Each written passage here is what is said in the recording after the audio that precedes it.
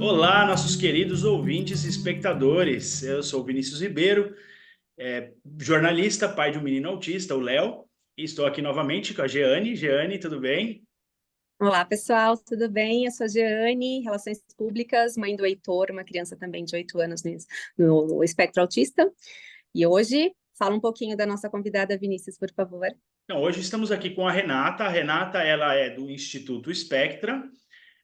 O Instituto Spectra, ele é um instituto que tem o objetivo de desenvolver pesquisas para criar tecnologias de intervenção visando aprimorar a qualidade de vida das pessoas autistas e suas famílias.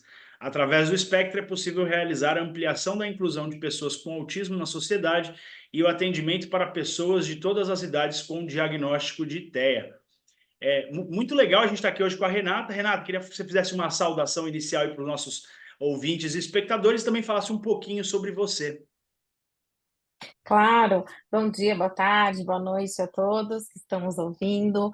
Bom, resumindo um pouquinho aqui, né? Meu nome é Renata Michel, eu sou mestre e doutora em análise do comportamento pela PUC de São Paulo, sou BCBA-D, né, que é uma certificação internacional que tem nos Estados Unidos, mas é uma certificação internacional para quem estuda, né, para quem amplia os conhecimentos em análise do comportamento.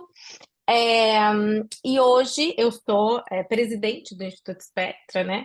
E eu estou assim nesse cargo que para mim eu tenho muita alegria porque eu acredito muito nos objetivos, não só da pesquisa, mas a gente vai conversar um pouquinho aqui dos programas sociais que a gente tem no Spectra e é isso, eu acho que são ações que vão ajudar muito, podem ajudar muito a sociedade brasileira aí a caminhar.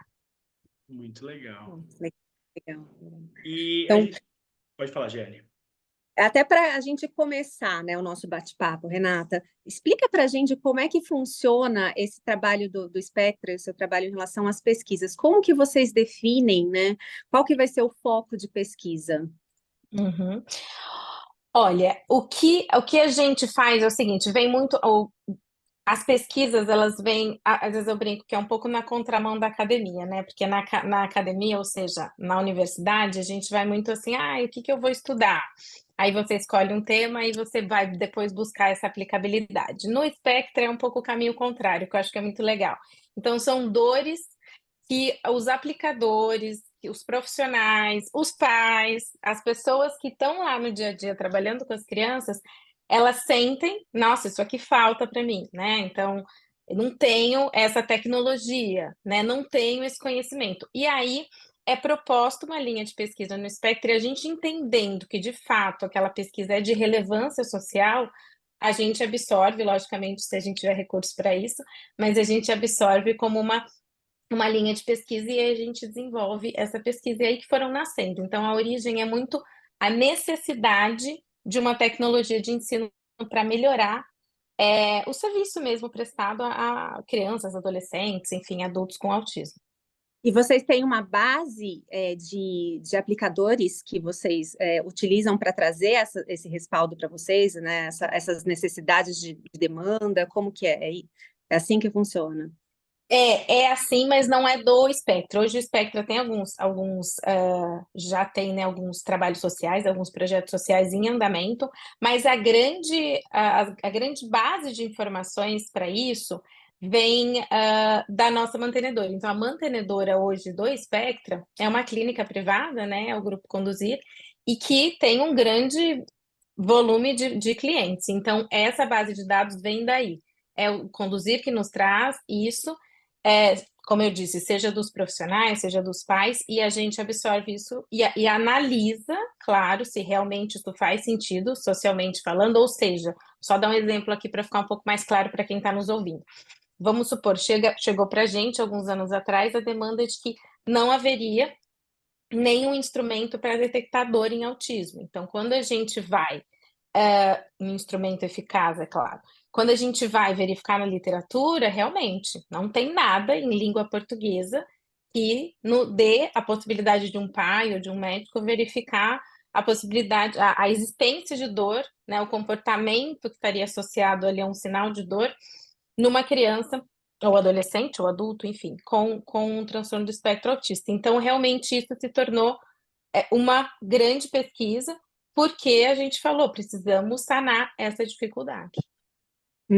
Até entrando nesse tema, que é um dos temas de pesquisa que vocês, né, trabalham, eu achei muito interessante porque justamente o Heitor é uma criança não verbal, né, que está utilizando agora a comunicação alternativa, e dos nossos maiores receios como pais é justamente isso, é a gente não saber quando está com dor, né? E a gente ouve relatos, né, vê histórias realmente de muitas famílias que crianças, né, adolescentes, adultos, às vezes entram em desregulação, desencadeando uma crise, e às vezes a gente pensa em tanto dos fatores ambientais e deixa de olhar ali para o fisiológico, né? Então, explica a gente como que funciona essa pesquisa, porque realmente é uma das coisas que mais me chamou a atenção, né? Que a gente realmente precisa desse respaldo, né? Na verdade, eu brinco que a minha pesquisa é uma das pesquisas que mais me atrai também, justamente por essa questão, né? Porque quando a gente analisa um comportamento disruptivo, né? Vamos falar assim, né? Uma criança que está ali numa crise, a gente, no ponto de vista terapêutico falando, é isso que você falou mesmo, Jane. A gente tende muito, não, mas é uma birra, não, mas a criança está assim, ou até uma desregulação sensorial que seja, que tem um pouco como você sanar de uma maneira mais imediata. Mas a dor, ela vem, né? Ela é uma condição que, imagina, se você está tentando, sei lá, vou dar qualquer exemplo, ensinar a fazer um treino ali da criança escovar o dente. Gente, se você imagina que você está com uma super dor de estômago, você não vai querer, não tem como. Eu, quando tenho dor de estômago, eu quero deitar e dormir, né? Então, eu tenho. Eu tive muitos pacientes, né, que eles tinham muito essas questões gastrointestinais, até outras questões mesmo que as crianças neurotípicas, né, têm, tipo, otite, infecções gerais. Gente, quando a criança não se comunica, a gente vê muito isso por causa do bebê. O bebê não se comunica e você tem que ficar adivinhando o que ele tem. Mas, né, então, assim, é uma dor que realmente pega muito profissionais e principalmente pais, né, gente? Porque eu acho que não tem nada mais angustiante, não posso falar, não é meu lugar de fala, mas, assim, eu acho que, imaginando, né, não tem nada mais angustiante do que você não saber por que aquela crise está acontecendo. E, na verdade, a importância dessa pesquisa é justamente isso. Se a gente não eliminar a possibilidade de dor, não tem como você ir para uma questão ambiental, porque você pode mudar tudo no ambiente. Se a dor continuar, o comportamento vai continuar acontecendo, né? Então realmente, isso é bem importante. Não sei se eu respondi toda a sua pergunta, Gina, acho que tinha uma segunda parte. Na verdade, era mais ou menos isso mesmo. Eu até queria comentar que eu lembro uma coisa que me marcou muito foi uma vez um depoimento que eu vi de uma mãe, de uma adulta já com autismo, e ela, imagina, né, anos atrás ainda, entrava muito em crise, batia muito a cabeça, e a família não tinha essa noção do que estava acontecendo. E aí ela descobriu o computador. E no computador ela conseguiu escrever: meu dente, não aguento de dor. Pronto. Foi no Exato. dentista, resolveu o problema do dente e pronto, acabou. Então, tanto que isso é importante a gente conseguir olhar, né? E as famílias realmente às vezes não têm essa noção, né? Realmente pensa só nos fatores externos, né? E não tem essa noção realmente do que pode estar acontecendo ali dentro, né? E os Então, profissionais também, né, Jane? Acho que pois né? Também, né? E como que está o desenvolvimento dessa pesquisa em si? O que vocês conseguem trazer já de novidade? Dá para dar uma pincelada para a gente? Dá para dar um spoilerzinho. Uhum. A gente tem duas frentes, né? Quando a gente vai fazer uma pesquisa assim, muito robusta, quase sempre a gente começa com uma revisão de literatura. Porque a revisão de literatura ela vai mostrar para a gente o que já foi feito sobre isso, né? Justamente porque quando a gente é cientista, a gente tem que partir daquilo que ainda não foi produzido. Você não vai produzir alguma coisa que já foi, né? Então, primeiro a gente fez uma vasta revisão de literatura.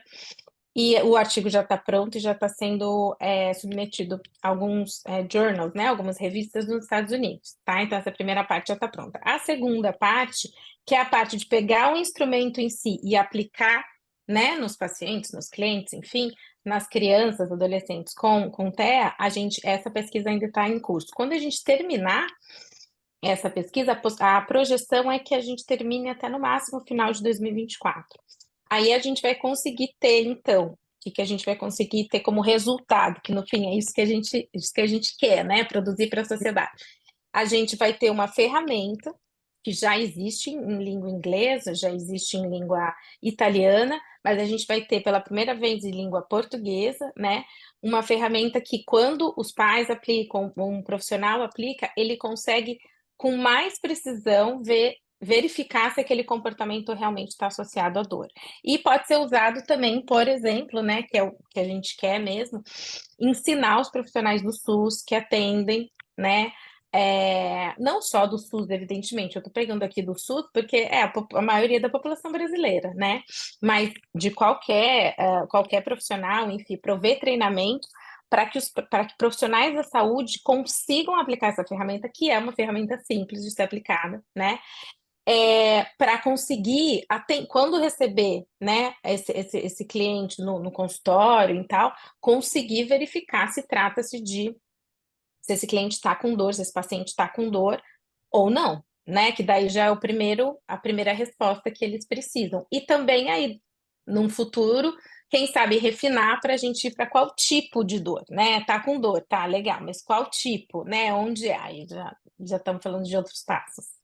E Nossa, mas você falou bastante dessa questão da dificuldade da comunicação pela questão da dor. Aí a gente viu que também vocês têm um outro estudo que é exatamente sobre isso, né? Que é um treino de comunicação funcional para diminuir comportamentos disruptivos, né, em indivíduos com TEA.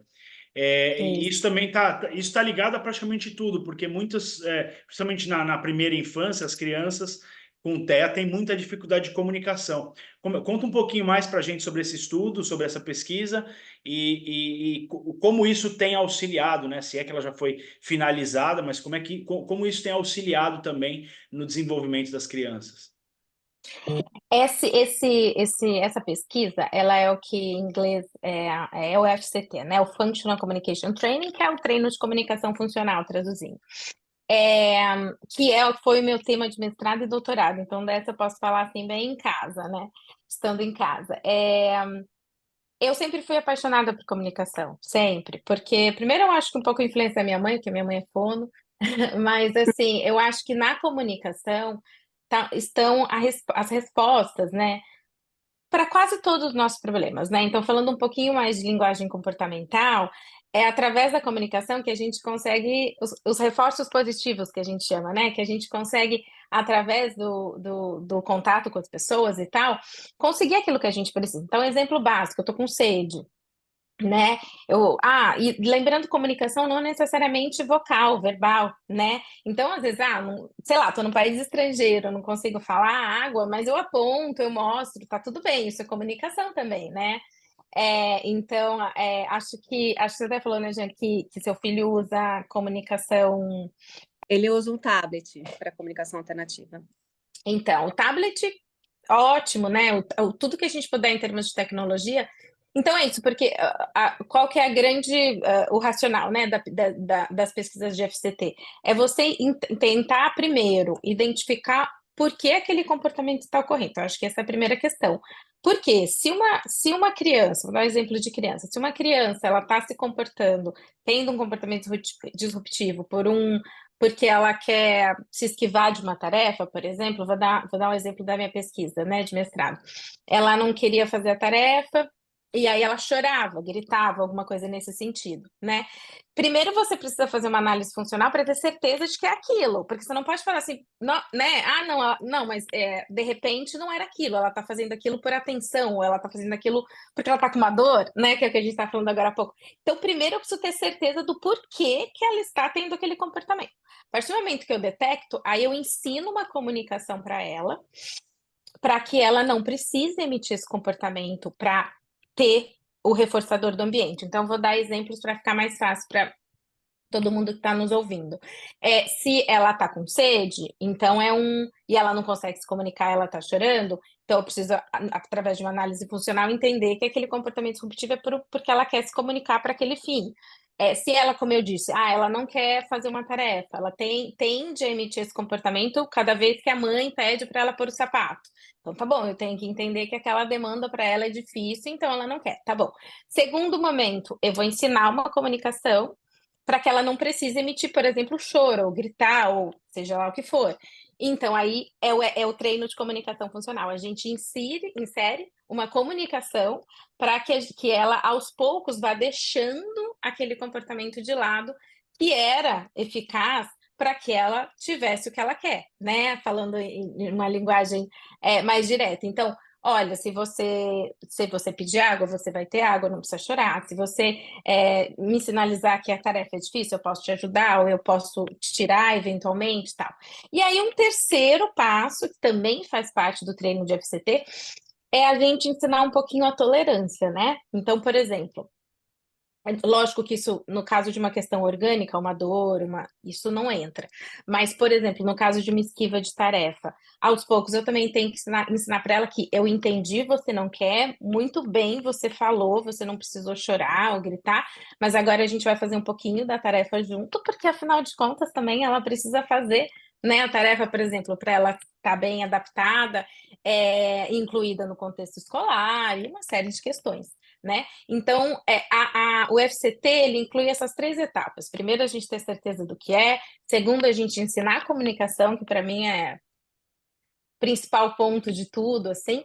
E o terceiro, lógico, essa capacidade de tolerar, seja fazer uma tarefa, seja pedir por uma coisa e esperar, porque nem tudo que você pede também você pode ter na hora. Então, essa terceira parte, ela visa um pouquinho mais o que a gente chama de uma generalização, de uma possibilidade daí desse comportamento fazer com que essa criança esteja melhor incluída na sociedade. Tá? Então, O Léo, meu filho, ele tem um problema grande na questão de ir embora de algum lugar. Então, por exemplo, eu estou na praia e aí a gente tá na hora da gente ir para casa. E aí ele não quer ir para casa. Então, o que que ele faz? Ele grita, ele chora, ele bate, né? Ele não quer de jeito nenhum, bate o pé, se joga no chão. Então, assim, você até confunde um pouco com birra, né? Ele tá fazendo birra porque ele não quer ir embora. Mas é um comportamento que ele não quer sair da piscina, ou então não quer ir na terapia. Então, quando a gente, por exemplo, a gente vai na terapia, aí ele fala que ele quer ir na escolinha. Porque são caminhos parecidos, né? No caminho que a gente vai, são caminhos parecidos. Quando a gente vai na escolinha, ele fala, não, eu quero ir na terapia. E aí, assim, o caminho, uma boa parte do caminho é um drama muito grande. Porque ele vai chorando no carro, gritando no carro, porque ele não quer. E, obviamente, a hora que chega na terapia, a terapeuta vem para pegar ele dá uma risadinha e vai todo feliz, né? Mas no processo, então, para a gente tem sido também um desafio muito grande de tentar controlar ele. O que eu faço, por exemplo, é assim, eu me abaixo na altura dele, falo, filho, vamos conversar de igual para igual, né, na mesma altura, vamos conversar, deixa o papai te explicar, a gente precisa ir na terapia, você chega lá, você gosta. Mas assim, é um processo, a gente como família é um processo muito desgastante, né? E eu acredito que muitas famílias tenham esse processo. Que dica que você daria para a gente poder amenizar um pouquinho esse processo? olha, Vinícius, eu acho que no caso que você está contando especificamente do Léo, né? Eu acho que tem um pouco mais. Você vai pensando e eu já vou pensando aqui com a minha cabeça de não só, né, profissional, que é analista do comportamento, mas também acadêmico um pouco. Mas nas possíveis soluções. Eu vejo, pelo que você descreveu, me parece que o Léo, ele se comunica, né? Então você sabe por que que ele tá, né? Por que que ele não quer sair da praia, ou por que que ele não quer, enfim, ir para terapia ou ir para escola, enfim, ele sinaliza. Então, nesse Olá. caso, eu acho que seria mais uma questão que seria. Tudo bem? Me Desculpa. parece, imagina. Me parece, Vinícius, que talvez nesse caso, ou em casos similares, talvez algum controle de antecedente, que a gente chama maior, alguma intervenção antecedente. Então, assim, às vezes sinalizar, não sei se vocês já fazem isso, mas às vezes sinalizar com mais tempo, né? Ah, olha, daqui 10 minutos, daqui 30 minutos, aí depende da criança, né? Depende da idade, né? Às vezes sinalizar muito antes não adianta. Mas sinalizar um pouco antes é sempre legal, sempre bem legal, porque essa coisa do vamos embora, ou essa coisa do, né, mudou de plano, isso, assim, raramente eu tive um cliente que não teve algum problema com esse tipo de mudança, muito radical, ou mesmo que não seja uma mudança, mesmo que seja que para eles é, né? Porque eu acho que a grande questão é é, a gente, entre aspas, né? Mas vamos falar assim, neurotípico, vamos dizer, né? Quem não é neurodivergente, o que na verdade eu acho que cada vez está mais difícil de delimitar, porque a gente sempre tem, né, alguma questão. Mas enfim, vamos tentar fazer uma divisão assim meio grosseira, mas só para exemplificar. Nós que a gente tem uma capacidade de captar os sinais do ambiente de uma forma diferente. Então, vou dar o exemplo da praia, tá? Ah, tá ficando um pouquinho mais escuro. Ah, as pessoas estão começando a ir embora. Isso são sinais ambientais para a gente, eventualmente para as crianças, é lógico que para as crianças bem menos do que para a gente e tal, mas são sinais de que, opa, né, alguma coisa ali, tá. Para as nossas crianças, né, que são neurodivergentes, esses sinais às vezes não são captados da mesma forma, porque, sei lá, eles estão brincando com alguma coisa, eles estão muito fixados ali e tal, então eles não vão captando isso. Então a gente chegar e falar, olha, vamos olhar aqui, vamos colocar um relógio. E isso, gente, que eu tô falando, não tô só falando para criança típica, tá? Isso é, tipo, a minha sobrinha, a minha irmã com a minha sobrinha utiliza, porque ela tem uma super dificuldade disso também, né? Então, assim, mais óbvio que a gente tem que ter um cuidado maior por essas questões de sinais ambientais. Então, eu acho que eu penso muito nas intervenções antecedentes. E, óbvio, isso pode ajudar? Pode. Pode não ajudar. Eu acho que também não ajudando, a gente tem que pensar um pouquinho assim, que tem uma questão da rigidez que faz parte de muitos, né, da realidade de muitos indivíduos com TEA, e aí a gente tem que, aos poucos, ir trabalhando diversas coisas em terapia com os pais e tal, para também entender que, ó, ele se comunica, eu estou fazendo um controle antecedente, mesmo assim vai ter um comportamento, né, disruptivo, um choro, alguma coisa assim, aí também entra aquela questão da gente, eu gosto muito de um termo em inglês que eles falam, pick your battles, né, então vai ter momentos que você fala assim, putz, eu tô na praia, tudo bem eu ficar um pouquinho a mais, não tem problema. Mas a escola eu não posso negociar, entendeu? Tipo assim, então, e depois assim também, o que você como pai está disposto a negociar, já saiba desde o começo. Isso aqui eu vou negociar, se ele ficar bravo, tipo assim, eu vou ter uma margem. Então já entra pedindo para ele um tempo maior, já entra, né? Não deixe ele perceber que ele está conseguindo fazer com que você, por exemplo, aumente o tempo dele ficar na praia com o choro, entendeu? Tente agir antes disso, tente mostrar e ter uma flexibilidade antes disso. Agora, naquilo que é negociável, né, gente? É negociável. Aí vai ter que chorar, a gente vai ter que, óbvio, aos poucos ir trabalhando para essa flexibilidade aumentar, mas uma vez que ela aconteça, aí dando conta, né? Porque é difícil mesmo, ninguém quer. Criança típica, ninguém quer, ninguém gosta de choro, a gente não é preparado, e isso é muito bom, porque tem a ver com o nosso instinto de sobrevivência, né? A dar conta do choro, mas a gente precisa desenvolver a capacidade, né? Porque vão acontecer esses momentos também. Então, acho que eu falaria um pouquinho disso. E aí, assim, uma coisa também que agora me veio na cabeça, eu tenho visto bastante, Renata, sobre a história, pesquisas que estão sendo sobre as crianças que têm uma alta esquiva de demanda. Tem realmente pesquisa sobre isso, né? Então, acho que essa pesquisa que vocês estão fazendo vai ajudar muito também nesse caso, né? Até eu estou pesquisando bastante para entender se o Heitor está no meio desse grupo, né? Então, nossa, achei bem bacana, porque com certeza vai ajudar muito nisso, né? Sim, tanto na minha pesquisa de mestrado como na de doutorado, eu trabalhei exatamente com esse público. É que quando a gente faz pesquisa, não estou falando em análise de comportamento, eu não estou falando de um público muito grande, eram 4, 5, 6 crianças. Mas existe bastante, a gente vê muito isso na clínica, e é bem compreensível, entre aspas. Eu acho que Aí eu tô falando de um pouco mais do que eu acho, tá? Não tem pesquisas ainda que mostram isso, mas eu acho que os eletrônicos, eles desempenham um papel importante nisso, tá? Então, às vezes, assim, é tudo muito fácil ali, é tudo muito gostoso, é tudo muito pronto. E aí, isso, mais uma vez dizendo, para qualquer criança, para qualquer adolescente, não tô só falando dos nossos aqui. Então, e aí eu acho que o mundo também, né? Tá num momento também de muito imediatismo, eu tenho, eu vou, é tudo muito fácil. Então, existe sim essa questão, mas eu acho que a robustez de pesquisa que a gente já tem, é importante diferenciar. A gente tem muita pesquisa de FCT nos Estados Unidos, em outros países, principalmente nos Estados Unidos. No Brasil, a gente tem muito pouco, tá, gente? Pesquisas mesmo de qualidade, que são publicadas em revistas e tal, é muito pouco. Mas, como a gente já tem uma robustez de lá e a gente está começando a produzir aqui, a gente está traçando o nosso caminho, né?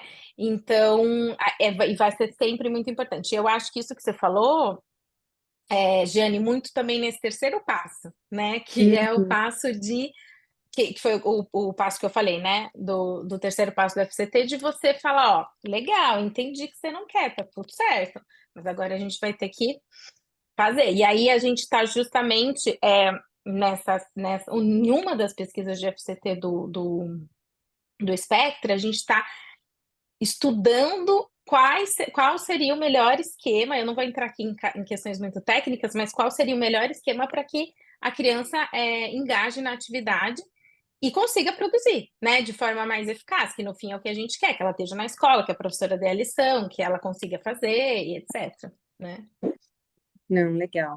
Agora, até entrando num outro tema de pesquisa que vocês colocaram aqui, que é ensino de comportamentos de segurança a indivíduos com TEA. Esse também é outro tema, assim, que é incrível, né? Que é, assim, condição sine qua non aí para todos os pais realmente se estudarem e pensarem como é que a gente pode auxiliar os nossos filhos nisso, né? Então, conta pra gente, Renata, como é que tá o desenvolvimento da pesquisa? Essa pesquisa ela já foi finalizada, tá? Ela foi desenvolvida por uma bolsista nossa, então nós temos alguns bolsistas. E quem são os bolsistas? São profissionais de análise do comportamento que prestam o nosso concurso de bolsa e recebem uma bolsa, né, para estudar em algumas instituições pré-aprovadas de análise do comportamento. E aí, então, foi uma bolsista que fez um mestrado na PUC, então, uma pesquisa de mestrado. Ela já concluiu, agora ela vai entrar em fase de publicação. E, assim, basicamente o que ela fez foi ensinar alguns comportamentos. A gente chama de segurança, né? Comportamento de segurança podem ser vários. Mas basicamente a gente está falando assim de, por exemplo, eu vou dar o exemplo de um dos participantes. Ele tinha que pegar cacos de vidro e conseguir colocar, né? Conseguir varrer, conseguir jogar fora, mas não pondo a mão, por exemplo, né? Então, assim, ter esse tipo de repertório mesmo, né? Mas aí, comportamento de segurança, isso que é legal, quando a gente desenvolve uma pesquisa, e a pesquisa e o procedimento que a gente está estudando, ele se mostra eficaz, a gente pode aplicar para qualquer coisa, né? Então, isso que é legal. Então, por exemplo, atravessar a rua, é uma Tá? questão que os pais se preocupam muito. Sei lá, qualquer coisa. E aí, uma das pesquisas, inclusive, fala em segurança digital, que daí eu já até pulo para essa para dar esse exemplo também.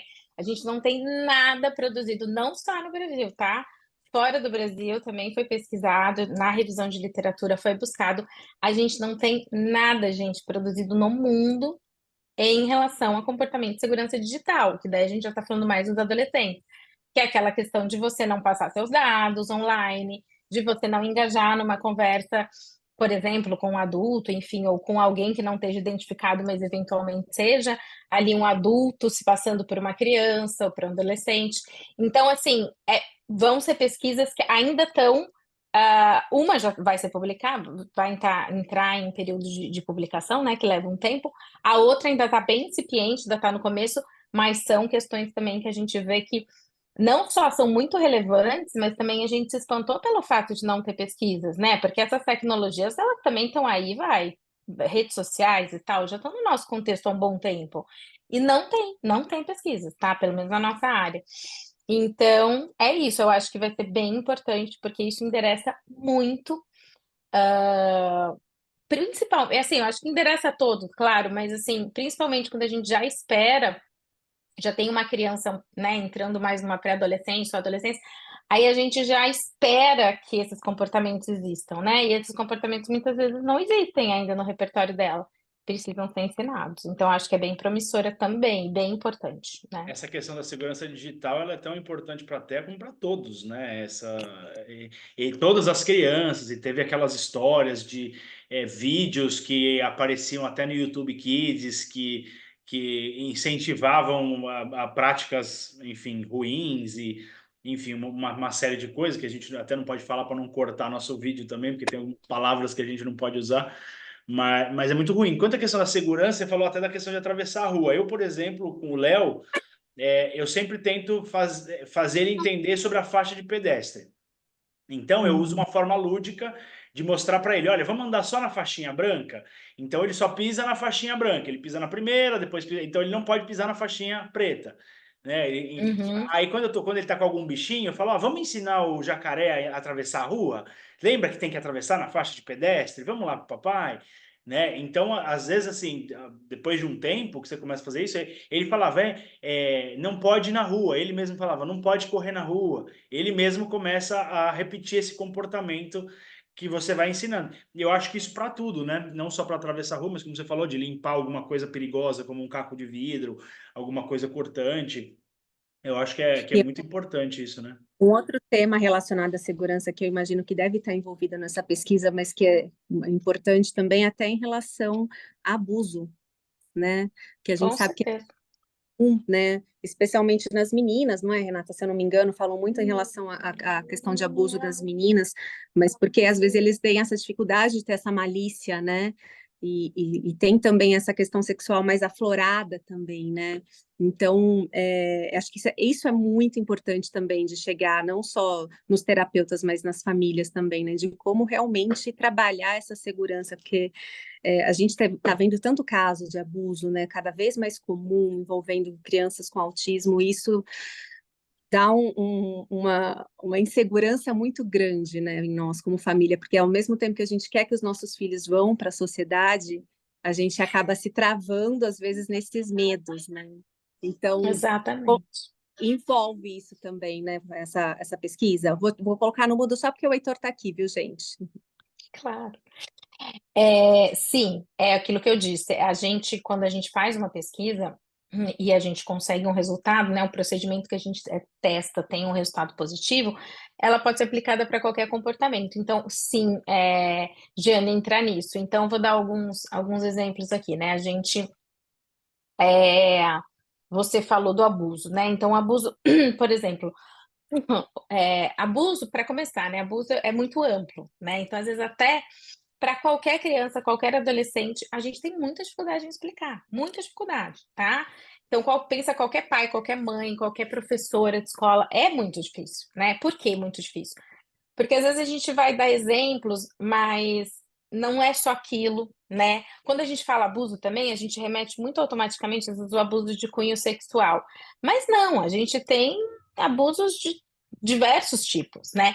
Então é difícil a gente às vezes nomear, por isso que a educação sexual de uma forma, né, compromissada, de uma forma séria, é muito importante. E aí, quando eu falo muito importante, estou falando desde das escolas, enfim, para qualquer criança, qualquer adolescente, mas também os pais fazerem esse tipo de conversa.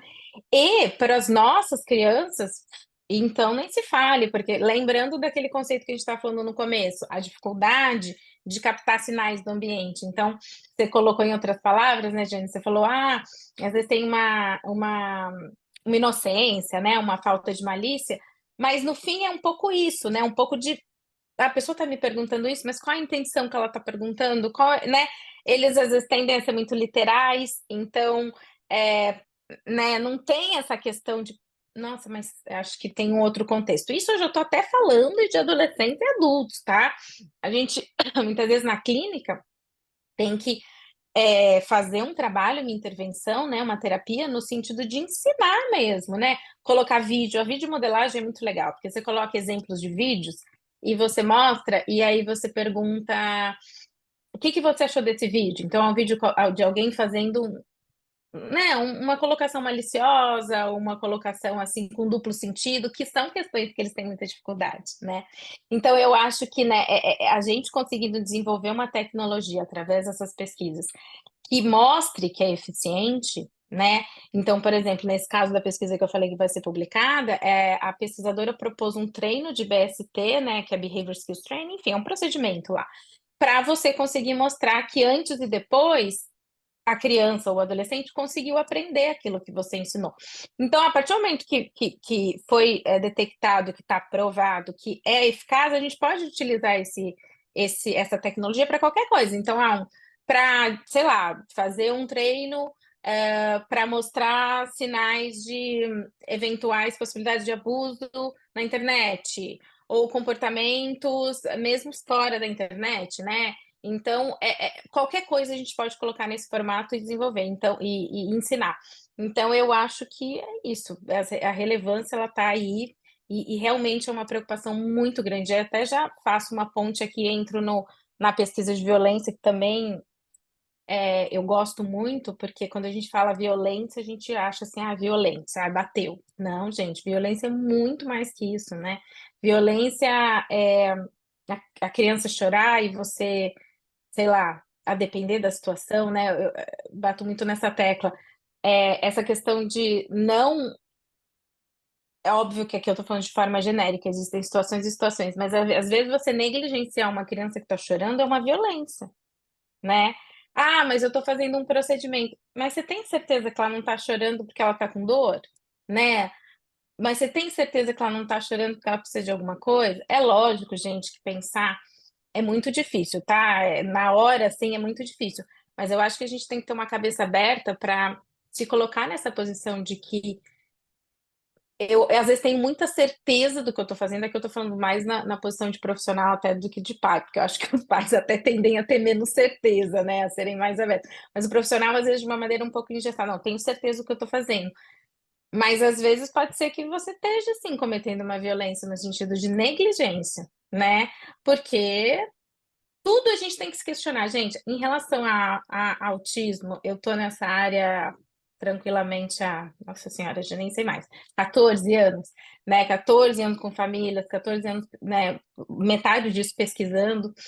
Então, assim, eu acho que assim, sempre no fim do dia falar, será? Será que é isso mesmo? Será que, né, eu tenho certeza? Porque pode não ser, né? É muito complexo, né? Mas eu acho que é justamente para isso que a gente pesquisa, né? Para a gente descobrir. E lembrando, né? Quando a gente faz uma pesquisa, a gente não está necessariamente. Aliás, a posição do pesquisador tem que ser sempre essa. Será que a minha intervenção é eficaz? Será que é isso que eu devo fazer? Pode ser que o resultado da pesquisa fale, não, não é isso. Faça outra coisa. E tá tudo bem, porque a gente não está buscando uma resposta A ou uma resposta B. A gente está buscando uma resposta, né? Exato. Então, é importante. E como é que vocês trabalham essa questão da prevenção da violência com as famílias?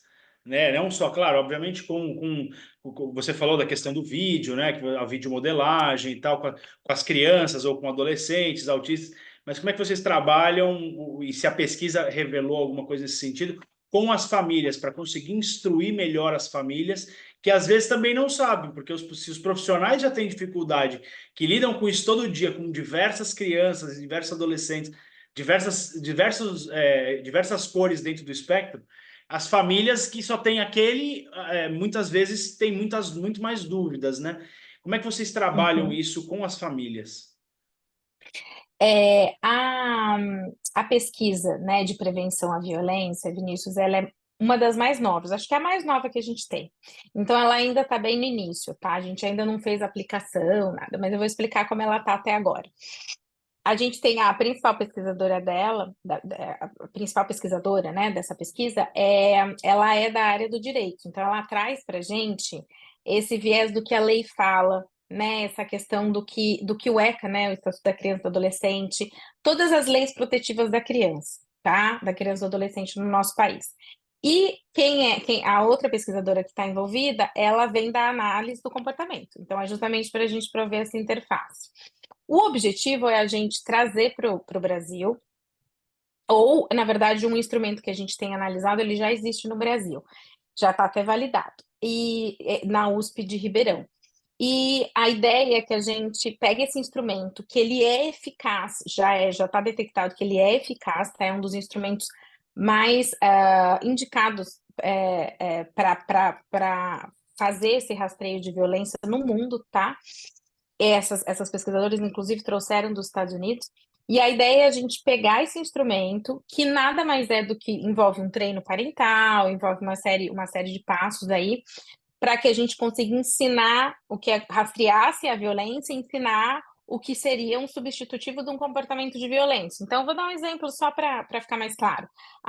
Uma família que tende a gritar com a criança, né? Ou a mesma deixar a criança chorando muito tempo e isso, né, não ser, uma vez que isso não é desejável, né? Uma coisa é, como a gente disse, uma birra rápida, um comportamento assim, outra coisa, uma criança que fica chorando horas, né?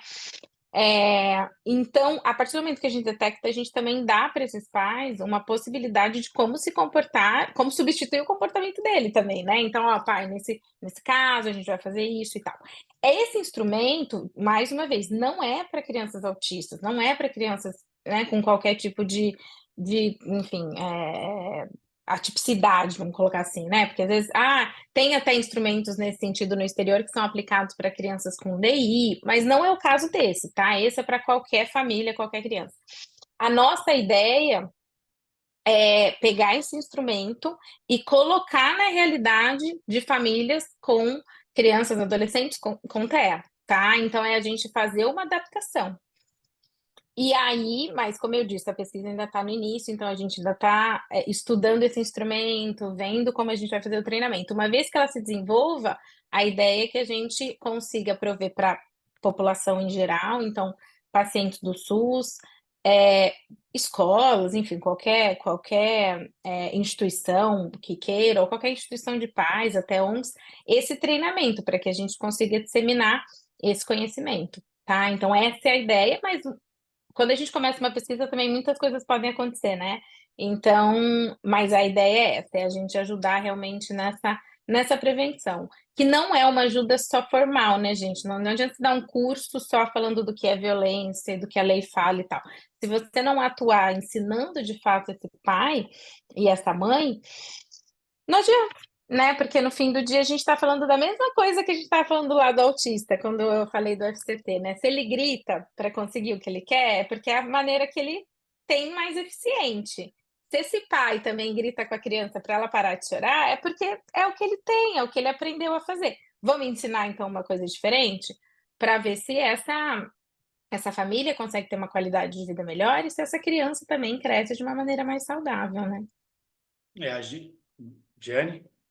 Até porque a gente toca num assunto também mais profundo, que às vezes é a falta de respaldo para essas famílias, né? Principalmente quando a gente fala de SUS, né?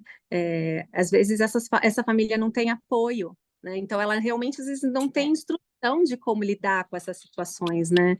Então aí a gente entra até nesse trabalho dessa questão social, né? Desses trabalhos sociais que vocês fazem, né, Renata?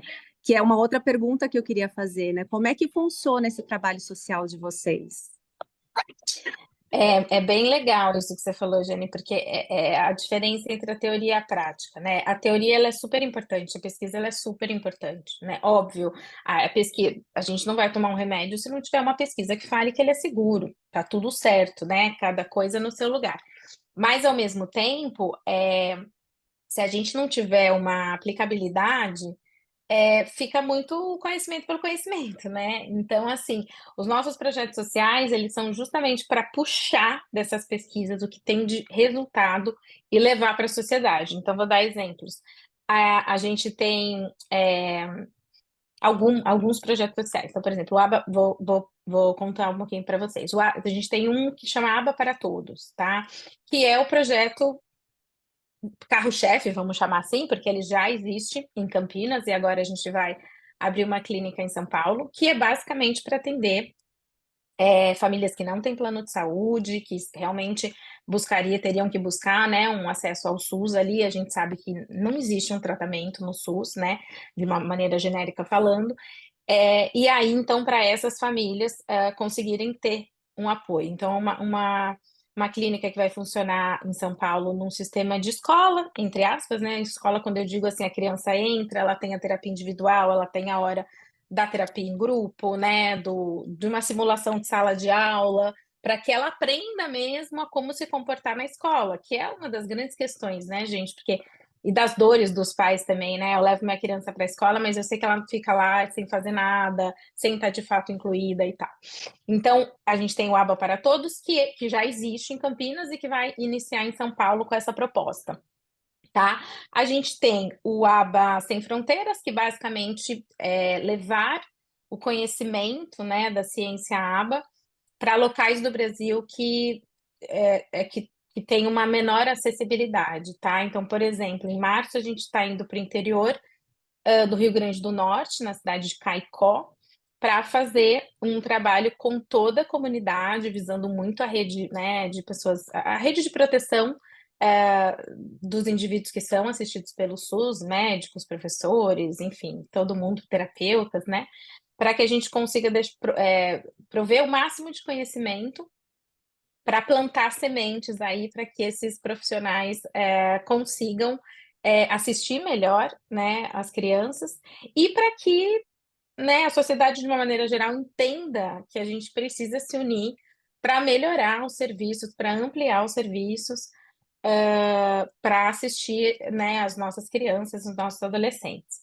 Então, ele chama ABA Sem Fronteiras porque cada campanha que a gente faz, a gente vai para um lugar diferente do Brasil, mas sempre buscando essa cidade que eu estou falando, por exemplo, ele fica 4 horas de Natal, então, tipo, né, bem mais distante de um centro aí, né?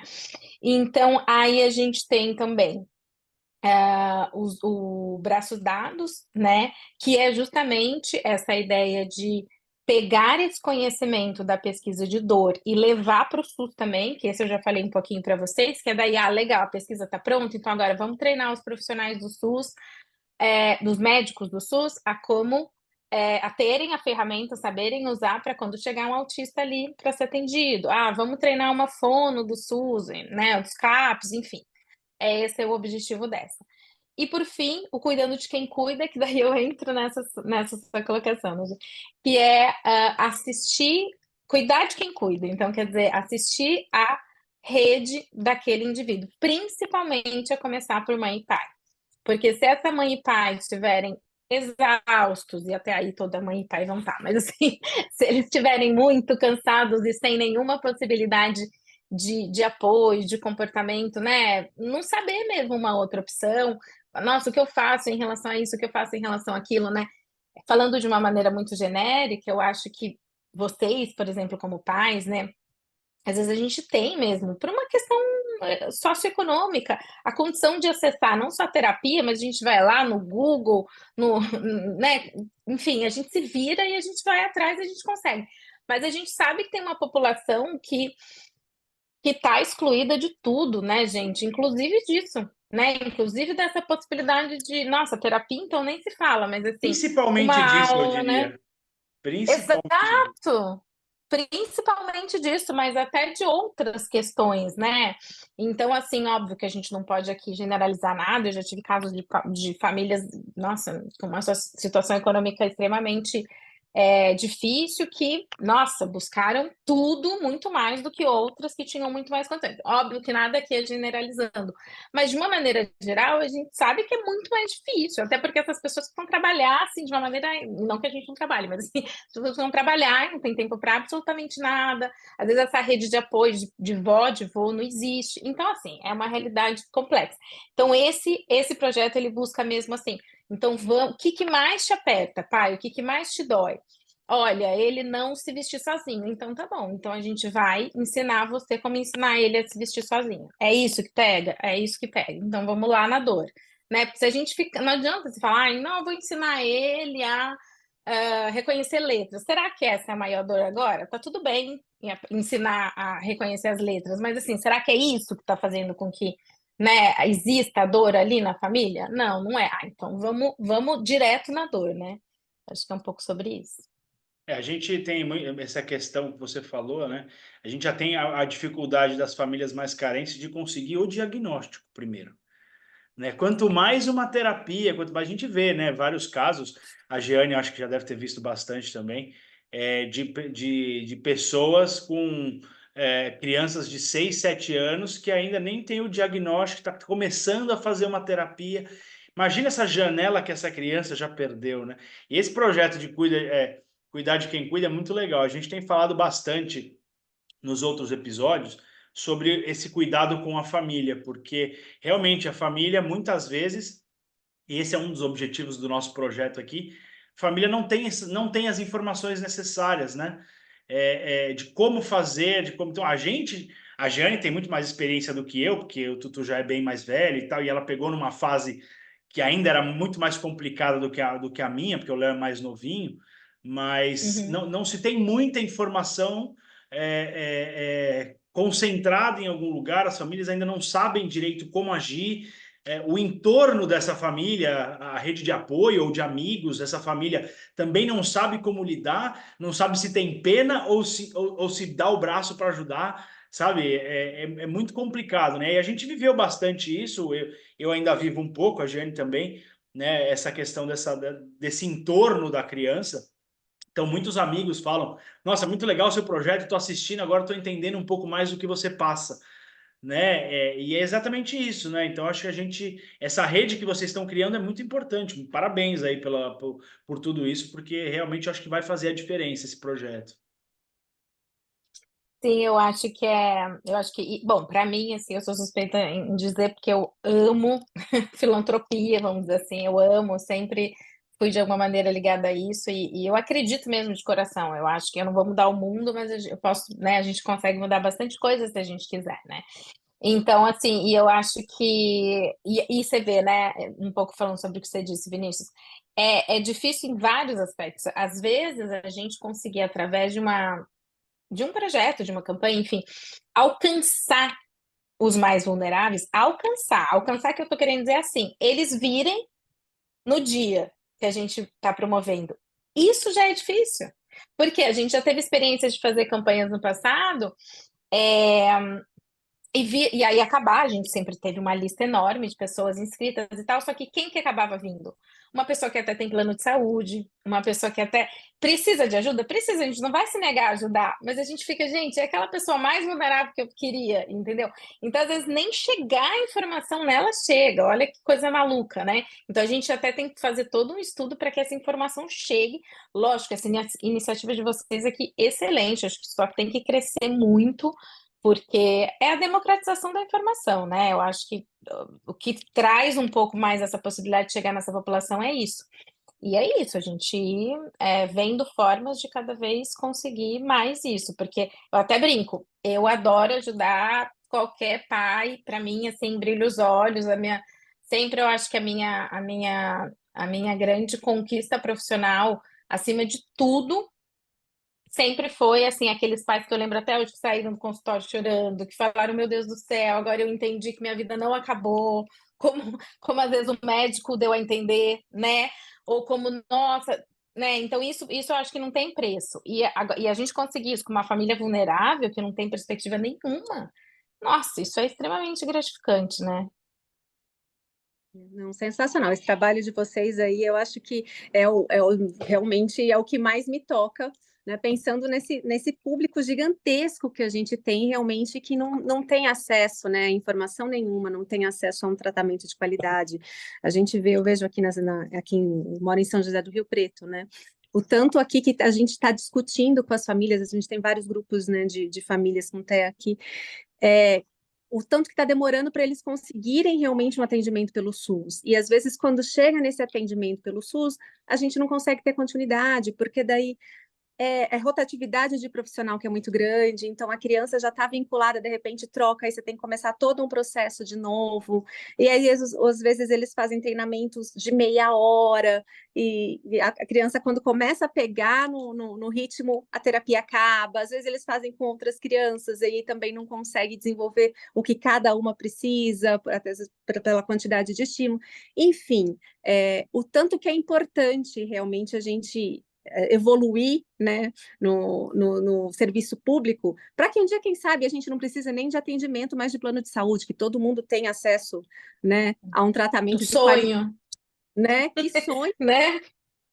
Mas se a gente está tão grande, inclusive, para conseguir chegar no início, né? Não consegue nenhum diagnóstico, não consegue pesquisas genéticas, né? Que é outra questão também que a gente precisa falar, né? Sobre essa questão da pesquisa genética, para a gente conseguir ser um pouco mais assertivo, às vezes.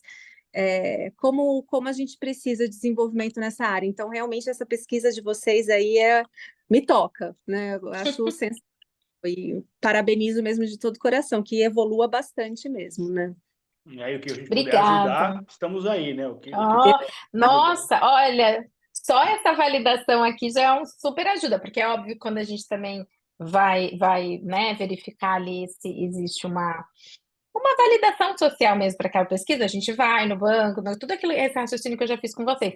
Mas esse feedback dos pais, que a gente busca internamente, mas sempre quanto mais a gente tiver melhor, isso é um norte muito importante para a gente. Quando a gente todas essas pesquisas que a gente falou tocam muito as famílias.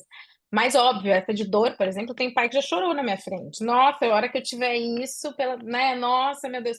E porque então que bom, né? Só esse feedback aqui de vocês já ajudou bastante.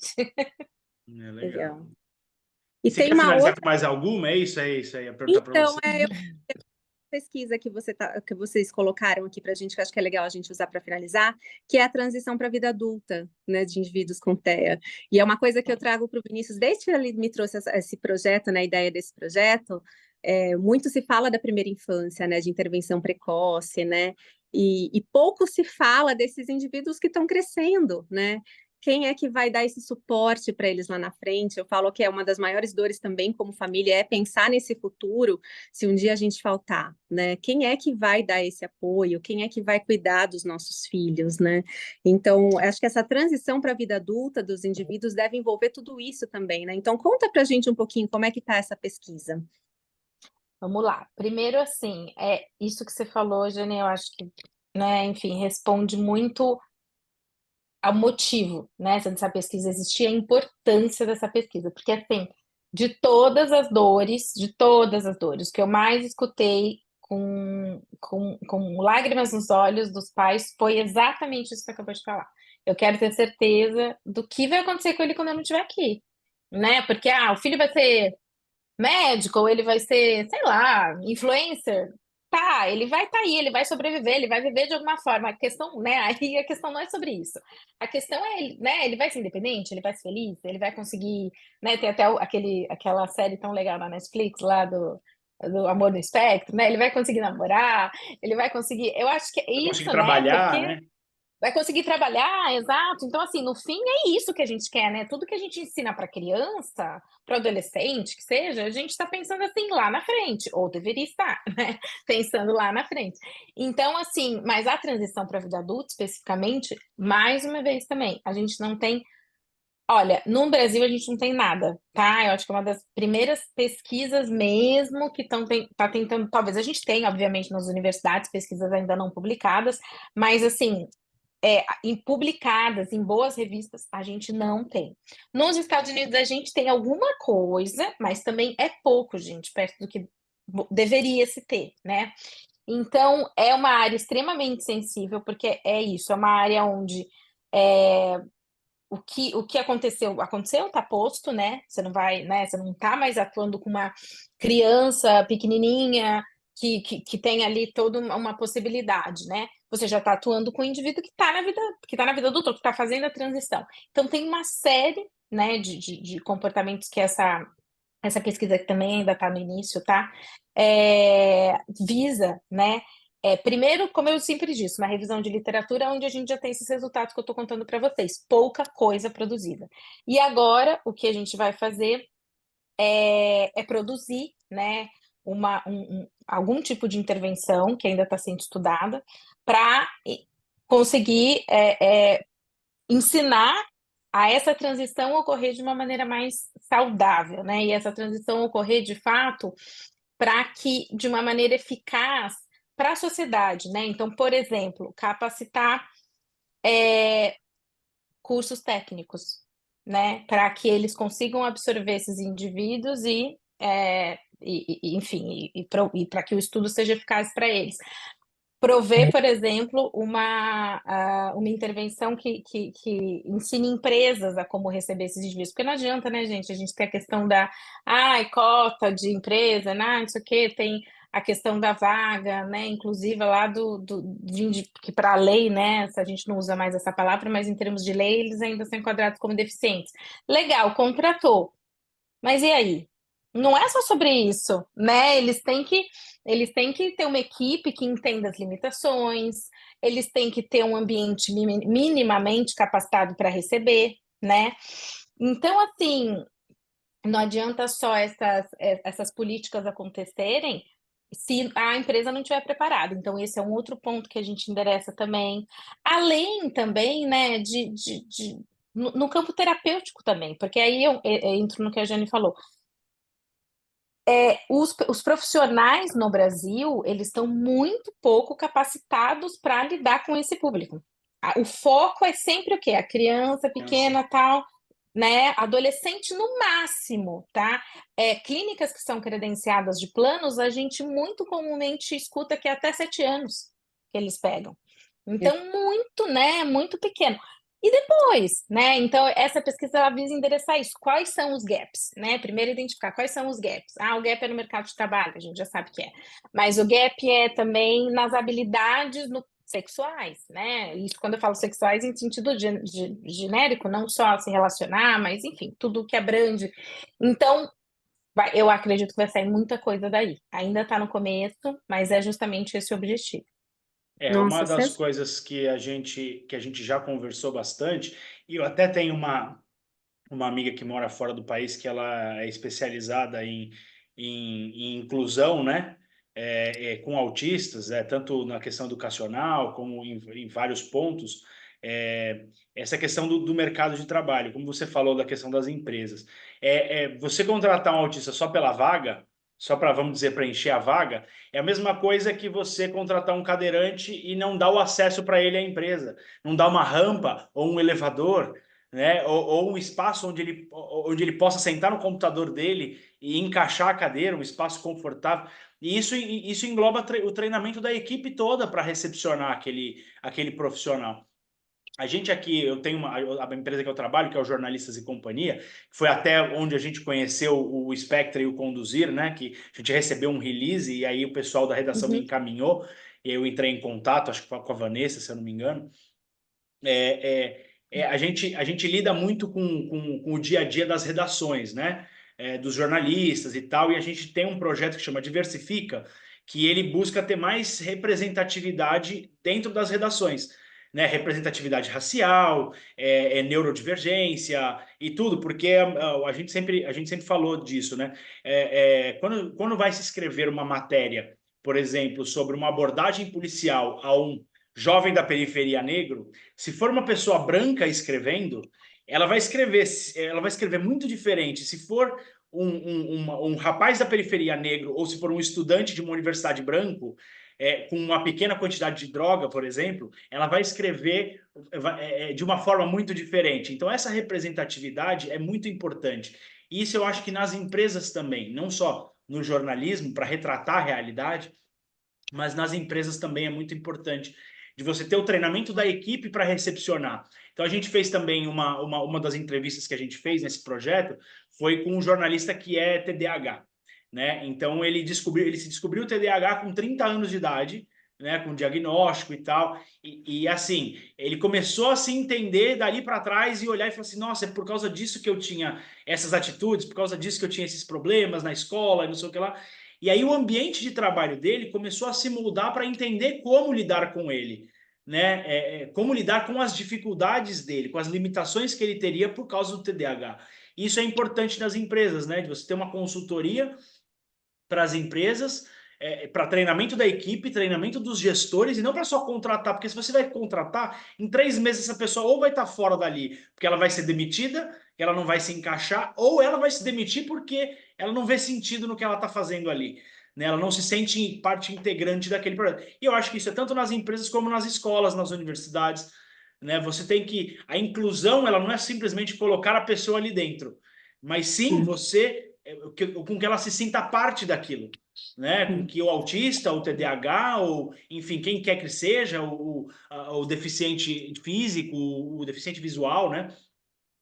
Que ele se sinta parte daquilo, né? Ele tem um propósito ali dentro, e não simplesmente ele esteja ali porque ele está ali, porque era obrigatório ter ele ali, né? Exato, tem que ser uma ação afirmativa com planos, né? Com planejamento, com objetivos. Exatamente. Exato, é verdade. É isso mesmo. Entendi. A parcela que vai realmente conseguir ter acesso, né, ao mercado de trabalho, a uma faculdade, se a gente for pensar aí na comunidade autista, é ainda um número muito reduzido, né? Que Deus consiga que a gente consiga desenvolver muito essa turma que chegue lá na frente, que elas realmente tenham essa capacidade. Mas eu penso muito nas pessoas que não têm essa capacidade, que não vão conseguir ir para uma universidade, que não vão conseguir ir para o mercado de trabalho, né? O que elas vão fazer da vida, né? Então, essa é uma grande preocupação também, né? Até em relação a políticas públicas, que essa pesquisa que vocês estão fazendo, com certeza também vai ajudar muito a gente a entender sobre isso, né? Porque desculpa interromper, Jane, só para completar esse raciocínio para não esquecer, e até entender que, às vezes, a independência e a, entre aspas, né, felicidade, não precisa estar necessariamente associada a isso, né? Então, tá tudo certo, ele não consegue ir para a faculdade, mas nossa, a gente tem exemplos de clientes que desenvolveram a parte da música, por exemplo, e foram e se tornaram aí professor de violão, professor de guitarra, enfim. E tá tudo bem, nem todo mundo precisa traçar o caminhozinho XPTO, né? Mas o que a gente precisa fazer é garantir que ele vai ter um caminho, né?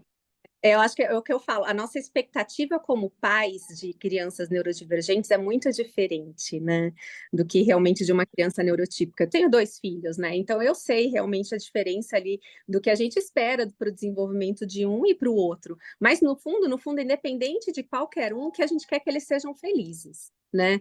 Então, assim, que dentro da capacidade de desenvolvimento de cada um, que eles sejam olhados, enxergados ali e que eles consigam desenvolver o que eles podem dentro da capacidade e limitações dele, independente de ser neurodivergente ou não, né? Exatamente. É o que a gente mas o que a gente percebe hoje em dia é que falta realmente esse respaldo para que eles consigam chegar nesse caminho que você está falando, né, Renata? Porque não tem, né? Às vezes a criança vai para uma escola, chega termina o período escolar, não tem para onde ir, não vai para a faculdade, ou às vezes até durante o período escolar, chega na pré-adolescência, a criança às vezes não consegue acompanhar, né? Porque a escola não está preparada a lidar. Então, assim, essa fase realmente da adolescência para a vida adulta é uma fase que a gente precisa realmente olhar com muito cuidado, né? Com muita atenção, né? Então, fico feliz realmente que a gente está desenvolvendo esse lado também, né? Que a gente E precisa acho que pensar. também, gente, só para completar aqui, a gente também ia amadurecendo. É lógico que isso que eu vou falar agora é muito menos prático, muito mais teórico, mas acho que vale a pena a reflexão. A gente amadurecer também como sociedade, de olhar para esses indivíduos, como você deu exemplo, né, que não vão conseguir seguir um caminho, vamos supor, fazer uma faculdade, ter uma profissão, que são muitos, né? E a gente entender que esse não é um problema, entre aspas, da família. Isso não é um problema, isso é um problema social, entendeu? Isso é uma questão social. A gente não está falando de um número de incidência de 1 a cada 4.000, né? A gente está falando nem sei se já tem algum índice atualizado, mas 1 a cada 32? Tá? É muita, são muitas crianças já, né, sendo diagnosticadas. Então, assim, se a gente, como sociedade também, não melhorar o nosso olhar, não entender que é uma questão social, a gente também vai ter problemas sérios. Isso eu falo Brasil, isso eu falo mundo, tá? Porque a gente às vezes tende a achar, mas fora do Brasil tá tudo muito maravilhoso. Não, todo mundo precisa amadurecer ainda nisso e melhorar nessa visão a começar e depois nas atitudes, né? Exatamente. E com certeza o trabalho de vocês vai ajudar bastante isso. Ai, amém. Encantadíssima com os olhos de vocês. Legal. Renata, Obrigada, gente. queria agradecer muito. A gente já estourou um pouquinho o nosso tempo, mas foi ótimo o nosso papo. Queria agradecer a disponibilidade de vocês, agradecer a equipe lá também que conseguiu marcar o horário e tal, que que passou o briefing aí para a gente também. Foi muito importante esse papo, acho que vai render bastante e de repente a gente até marcar um segundo papo para outra temporada que a gente vai fazer, porque aí eu acho que também algumas pesquisas já vão ter avançado um pouquinho mais, a gente pode falar um pouquinho mais delas, né? E se Deus quiser, outras vão nascer, né? Então, esse processo é sempre assim, né? Eu queria agradecer, né? Também agradecer também a Jeane e ao Tutu aí, que tem aparecido aí nos últimos episódios. Dá um tchauzinho, Tutu, dá um tchauzinho. Lindão.